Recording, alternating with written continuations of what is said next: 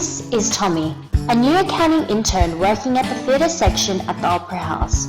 On the 1st of January, the government writes a cheque for $250 cash and places the money in the care of Tommy as the petty cash custodian. Tommy then makes the following journal entry to record the establishment of the fund.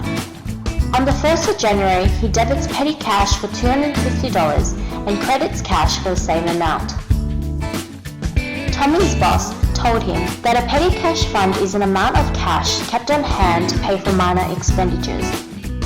Consequently, the next step is to make payments to the fund. This can be done in one of two ways.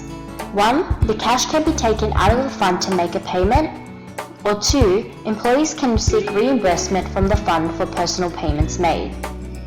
Either way, as a custodian, Tommy has been collecting receipts for the use of any petty cash because he knows that as payments are made from the petty cash fund, no journal entries are recorded until the fund is replenished. Looking over his receipts, Tommy can see the total expenses totaling $200 from the petty cash fund. As the cash from the fund decreases, the fund must be replenished. So Tommy cashes a check for the amount that brings the total cash back up to $250. The amount of cash needed for the replenishment should equal the total amount on the receipts.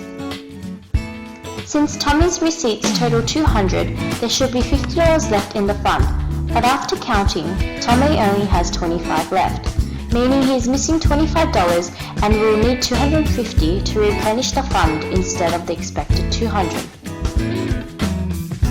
So how does Tommy fix this? He charges the discrepancies to the cash over and short account. This is a temporary account that can either have a debit or credit balance depending on the situation. In Tommy's case, he will need to debit the cash over and short account to indicate an increase in expense. Consequently, on the 31st of January, Tommy will record the following journal entry. He debits postage expense, supplies expense, and miscellaneous expense, which we know totals $200, and he will also debit cash and over short by $25. Tommy will then go on to credit cash for $225 to replenish the petty cash fund and record various expenses. Thanks to Tommy, the petty cash fund has been restored to $250, ready for the next month. Created using Powtoon.